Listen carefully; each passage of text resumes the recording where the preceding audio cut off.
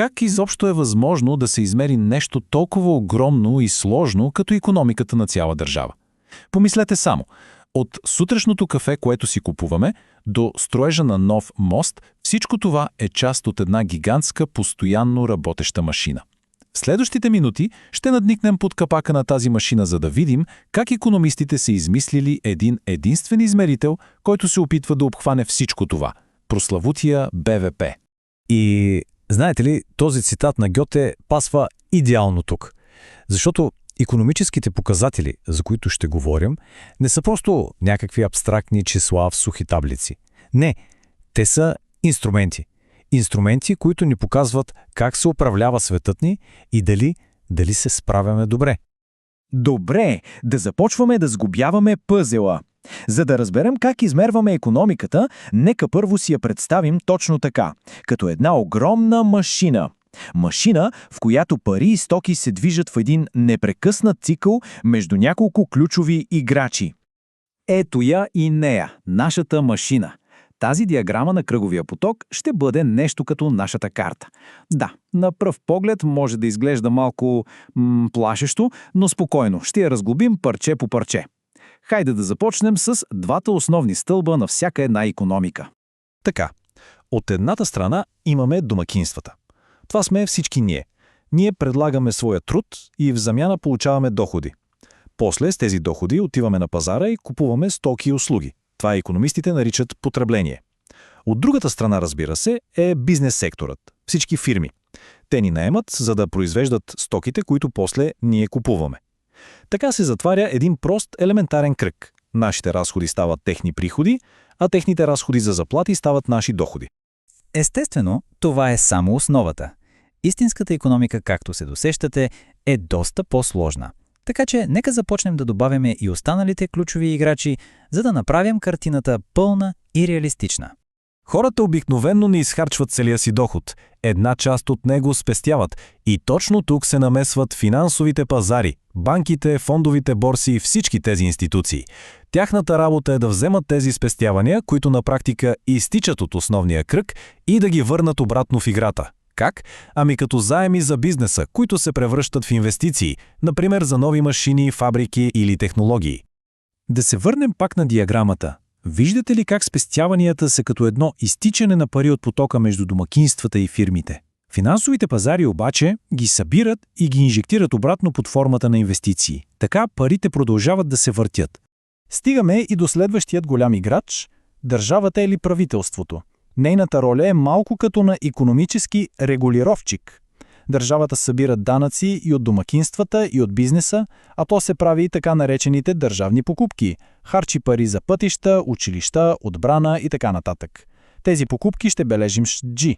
И ето как изглежда това на схемата. Данъците са още едно изтичане от доходите ни, нали? Но пък държавните разходи, това G, са една много мощна инжекция с пари обратно в икономиката. Разбира се, държавата също взаимодейства с финансовите пазари. Взима заеми, когато харчи повече, отколкото е събрала. И накрая, за да е пълна картината, трябва да отворим нашата икономика към света. В реалния живот нито една страна не е изолиран остров. Външният сектор въвежда вноса, пари, които изтичат навън, за да платим за стоки от чужбина, и износа, пари, които се вливат от чужденци, които купуват нашите стоки. Разликата между двете се нарича нетен износ. И така, нашата машина вече е напълно сглобена. Имаме си домакинства, фирми, финансови пазари, държава и външен сектор. Всички свързани в една сложна мрежа от парични потоци. И сега идва големия въпрос. Как по дяволите измерваме общия обем на всичко, което тази сложна машина произвежда? Отговорът се крие в три букви, които със сигурност сте чували до втръсване по новините. БВП или брутен вътрешен продукт. Това е основният инструмент, с който се опитваме да измерим общото икономическо производство на една страна. Нека да разчепкаме тази дефиниция, защото всяка дума има значение. Първо, пазарни стойности. Тоест, събираме ябълки и автомобили, като използваме техните цени в левове, долари или евро. Второ, и това е абсолютно ключово, само крайни стоки и услуги. Трето, произведени в страната. Няма значение дали фабриката е българска или чужда. И четвърто, за определен период, най-често за 1 година или за 3 месече. Защо само крайни стоки? Ами представете си производството на един автомобил. Ако преброим стойността на желязната руда, после стойността на стоманата и накрая стойността на целия автомобил, ще сме преброили стойността на онази руда цели 3 пъти. Това се нарича двойно броене. И за да го избегнем, просто броим стойността на крайния продукт, който стига до потребителя. В случая – колата. Има и друг начин да се погледне на това, който се нарича метод на добавената стойност. Вместо да чакаме крайния продукт, можем да съберем стойността, която всеки производител добавя по веригата. Да кажем, фермерът отглежда жито, мелничарят го смила на брашно и добавя стойност, пекарът прави хляб и добавя още стойност. Ако съберем добавената стойност от всеки един етап, познайте какво. Крайният резултат е абсолютно същият като стойността на крайния продукт. БВП е наистина мощен инструмент, но не е всевиждащо око. Важно е да сме наясно, че той не измерва абсолютно всичко. Има неща, които съзнателно остават извън неговия обхват. Например, работата вкъщи, готвене, чистене, няма как да изложим пазарна цена, нали? Затова не се брои. Финансови сделки като покупка на акции, това е просто прехвърляне на собственост, не е ново производство. Продажба на кола втора ръка, тя вече е била отчетена веднъж, когато е била нова. Социални плащания като пенсиите, те са преразпределения на доход, а не плащане за нещо произведено сега. И разбира се, цялата сива или сенчеста икономика, която по дефиниция остава скрита от статистиката. Сега тук идва един много важен момент. Ако чуем, че БВП се увеличил с 10%, означава ли това непременно, че сме произвели 10% повече стоки и услуги? Не винаги. Причината може да е просто, че цените са се вдигнали.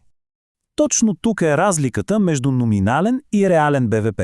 Номиналният използва днешните цени и може да бъде подвеждащ, защото смесва растежа на производството с инфлацията. Затова икономистите използват реален БВП. Той почиства данните от ефекта на инфлацията, като използва цените от една и съща базова година. Така, когато искаме да видим дали икономиката наистина расте, гледаме реалния БВП. И как става това почистване на практика?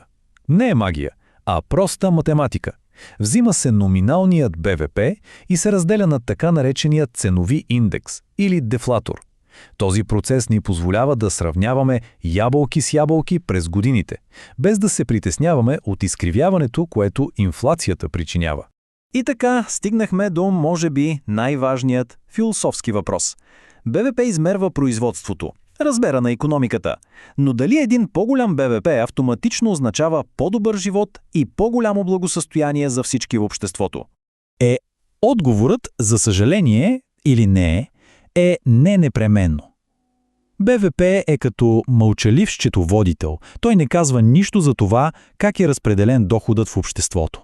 Не отчита стойността на свободното ни време, нито подобренията в качеството на продуктите. И може би най-важното, той не отчита негативните странични ефекти от производството, като замърсяването на околната среда или социалните разходи, свързани с стрес и претоварване. Така че, нека го кажем ясно. БВП е страхотен показател за измерване на мускулите на икономиката, на нейната мощ, но той не е и никога не е бил предназначен да бъде измерител на нейното сърце или душа, на качеството на живот или на общественото щастие. И това ни остава с един наистина голям въпрос за размисъл. Ако се съгласим, че БВП дава непълна, едностранчива картина, то тогава какви други показатели трябва да използваме, за да измерим истинския прогрес на едно общество? Това е въпрос, който икономисти и политици по целия свят се опитват да разрешат и днес.